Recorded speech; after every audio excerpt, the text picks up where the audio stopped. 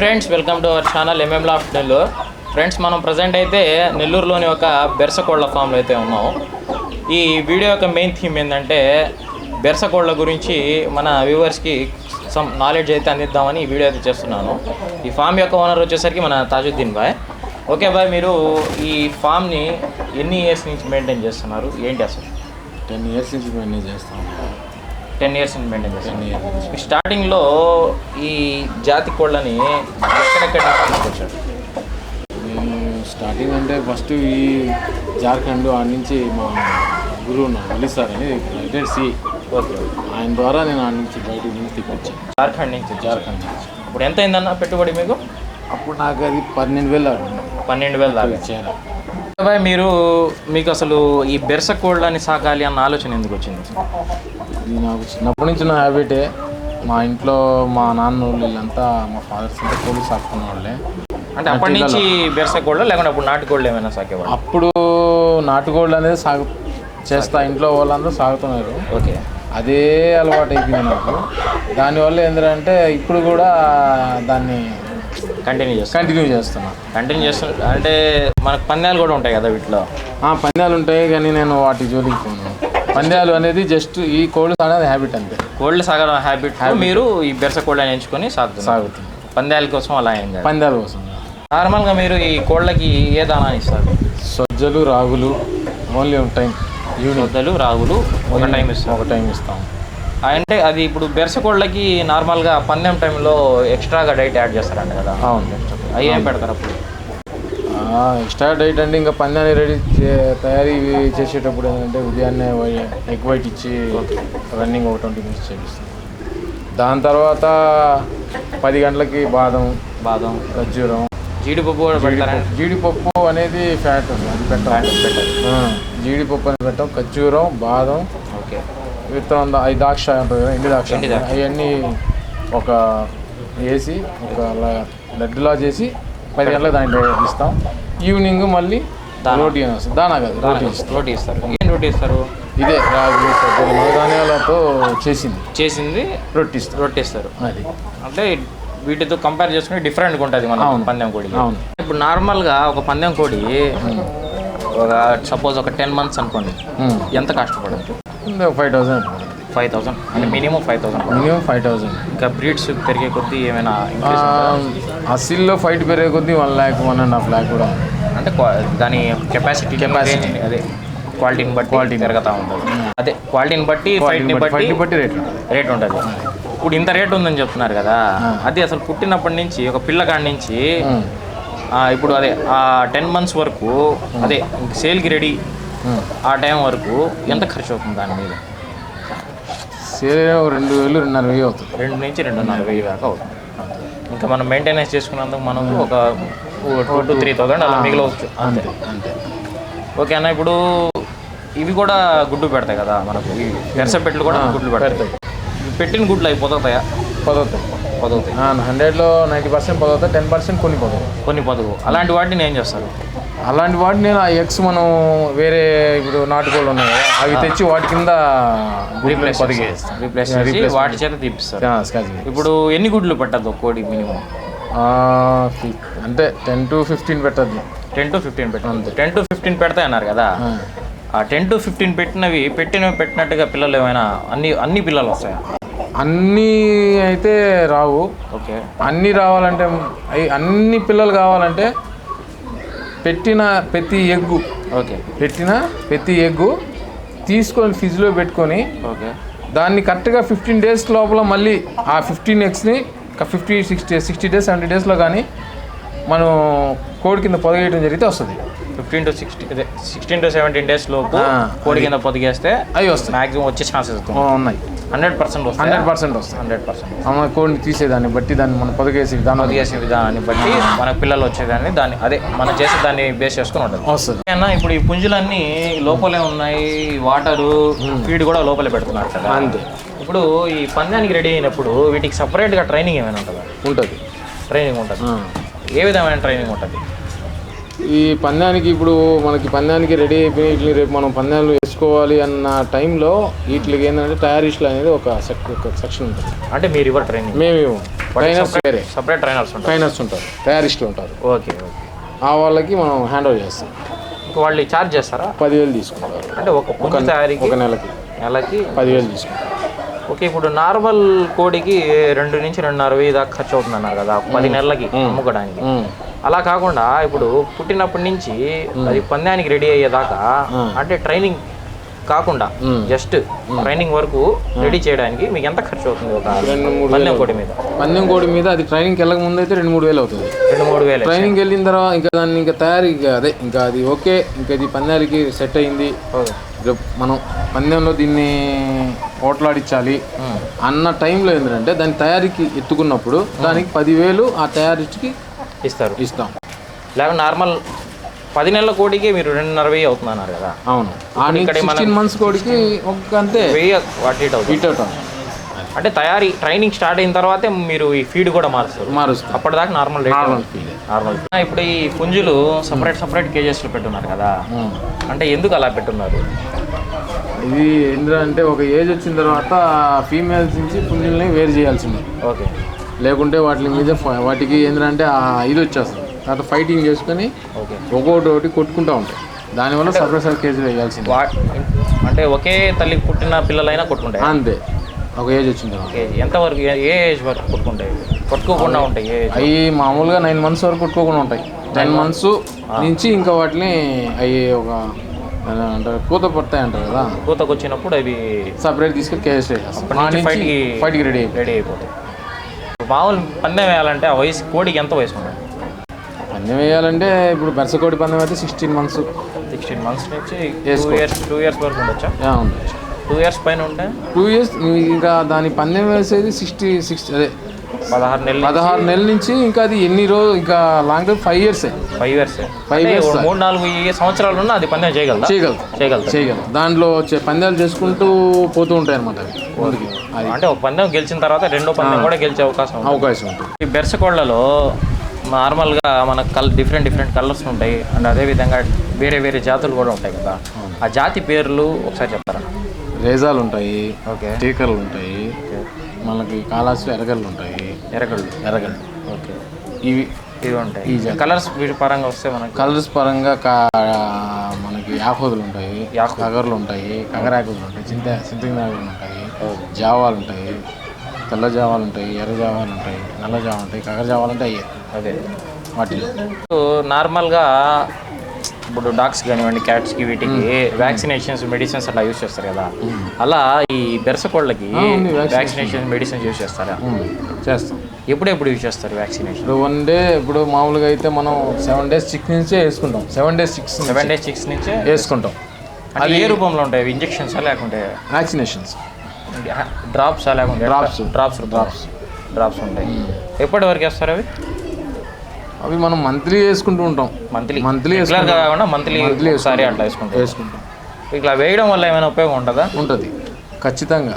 అంటే తెగుళ్ళు రాకుండా, తెగుళ్ళు రాకుండా, డిసీజులు అటాక్ కాకుండా వాటికి మనం వ్యాక్సినేషన్ అనేది F1 RD చేసుకున్న దానివల్ల కోళ్ళు మనకి చెడిపోకుండా, అదే దెబ్బ తినకుండా బాగుంటాయి. ఈ తెగుళ్ళు అదే డిసీజులు ఉంటాయి, కొరేజాలని అయ్యని రాకుండా. ఏ రకమైన వస్తాయి వీటికి తెగుళ్ళు? మామూలుగా బెట్ట కొరేజా అని వస్తుంది, కొరేజా అని వస్తుంది, తెగులు అని వస్తుంది. వీటికి మెడిసిన్ మెడిసిన్ మనం అది మెయిన్ మెడిసిన్ కోళ్ళు సాకంటే ముందు మెడిసిన్ తెలిసి ఉండాలి. అవి తెలుసుంటే ఆటోమేటిక్గా కోళ్ళు ఎవరైనా సాకొచ్చు. ఏ టైంలో ఏ మెడిసిన్ వేయాలనేది తెలిసి ఉండాలి. తెలియకుంటే అంతే, ఒకసారి 2 సార్లు పోతాయి, 3వ సారి అతనే తెలుసు. అంతే. ఎక్స్పీరియన్స్ మీద వస్తుంది. సో మన వీడియో చూస్తున్న వ్యూవర్స్లో చాలా మంది ఏంటంటే కొత్తగా మనం కూడా బెరసకోళ్ళ ఫామ్ స్టార్ట్ చేద్దాం అనే ఆలోచన వస్తుంటుంది. అలా ఆలోచన వచ్చిన వాళ్ళకి మీ ఎక్స్పీరియన్స్ ఏ విధమైన సలహా ఇస్తారు? జాగ్రత్తగా చేసుకుంటే దీన్ని కూడా పెద్ద కష్టమేం కాదు. ఇది హ్యాపీగా చేసుకోవచ్చు. స్పేస్ ఉండాలి, టైం ఉండాలి, ఫస్ట్ మైండ్, దాన్ని బట్టి చేసుకుంటే ఇది కూడా మీకు ప్రాఫిటే.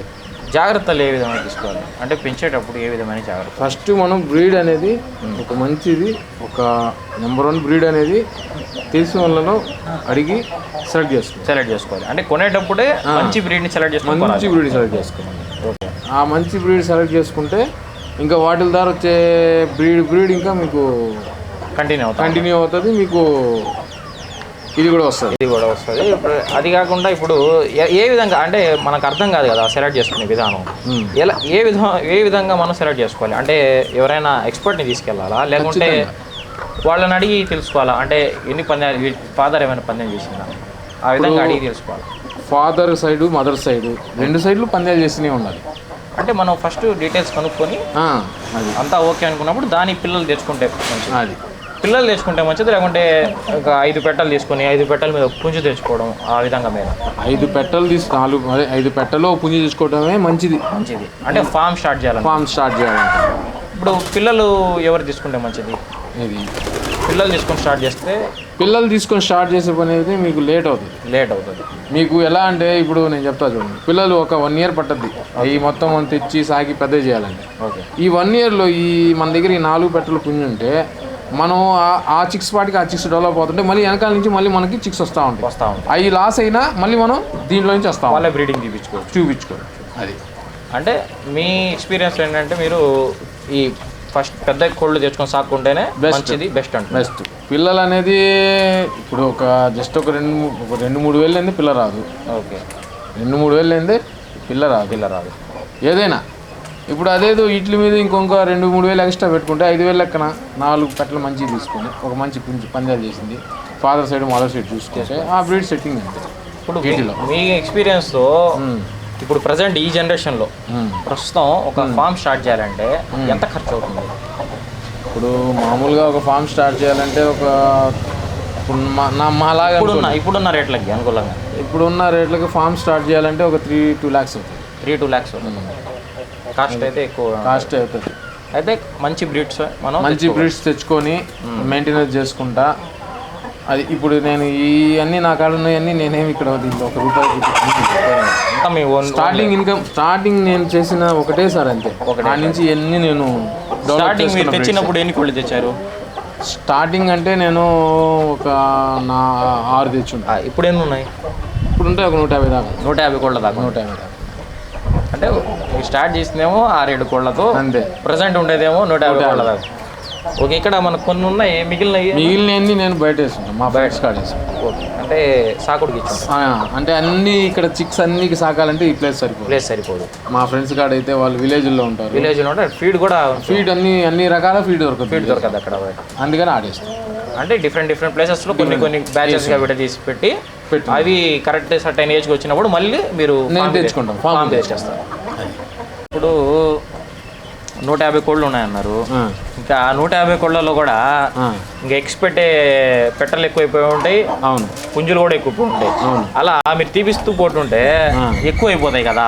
మరీ అన్ని కోళ్ళు పెట్టుకోవడం మంచిదే లేకుంటే సేల్ చేసుకోవడం మంచిదే? సేల్ చేస్తాం, ఖచ్చితంగా సేల్ చేసేస్తాం. మనకేది ఒకటి కావాలి, ఇప్పుడు ఒక 10 ఉన్నాయి బ్యాచ్. ఓకే, దీంట్లో ఒక 2 నా కోసం నా కాడ పెట్టుకుంటా, మిగతా 8 అమ్మేస్తాం. అది అంటే సేల్ అయితే చేస్తుండాలి ఖచ్చితంగా. కోల్డ్ ఫామ్ పెట్టినోడు ఎవరైనా సరే ఓకే, సేల్ అనేది చేయటం అనేది ఉత్తమం. అంటే అన్ని పెట్టుకోకూడదు, మనకు కావాల్సిన వరకు పెట్టుకొని అది అమ్మేస్తుండాలి. ఎక్కువ అయితే మన బటన్ అవుతుంది, మనకు ఖర్చు పెరుగుతుంది. ఇప్పుడు మెయింటెనెన్స్ కూడా రావాలి కదా. మెయింటెనెన్స్ రావాలి. డిసీజ్లు వచ్చినప్పుడు మనం అన్నిటి చేయలేం, ట్రీట్మెంట్ చేయలేం.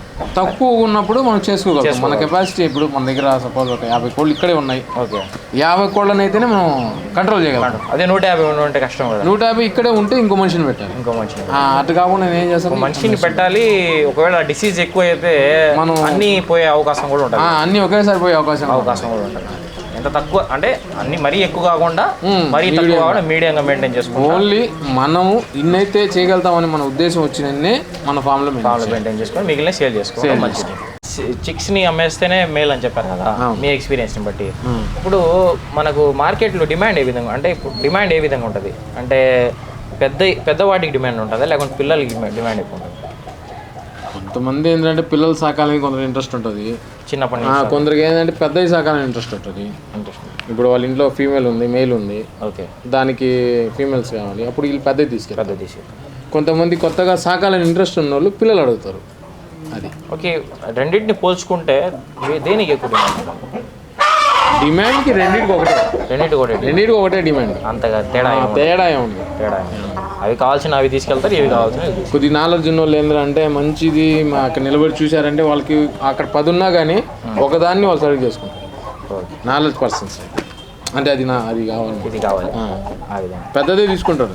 ఎందుకంటే వాళ్ళకి కొద్దిగా నాలెడ్జ్ ఉంటుంది కదా, ఒక 10 years 15 years 20 years సాగే వాళ్ళకి పెద్దదే తీసుకెళ్తారు. వాళ్ళైతే పిల్లలు తీసుకెళ్తారు. కొత్తగా సాగే మాత్రం పిల్లలు తీసుకెళ్తారు, బిగినర్స్ అయితే.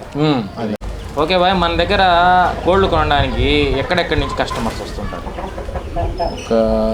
ఇక్కడ చాలా నుంచి వస్తుంటారు. ఢిల్లీ నుంచి ఎక్కువ శాతం ఢిల్లీ నుంచి వస్తుంటారు. ఢిల్లీ నుంచి వస్తుంటారు. మళ్ళీ మనకి ఇటు బాంబే నుంచి, చెన్నై నుంచి కూడా వస్తూ ఉంటారు. అంటే మెయిన్గా ఢిల్లీ, బాంబే, చెన్నై నుంచి వస్తూ ఉంటారు. లోకల్లో కూడా మా ఫ్రెండ్స్ చాలామంది ఉన్నారు.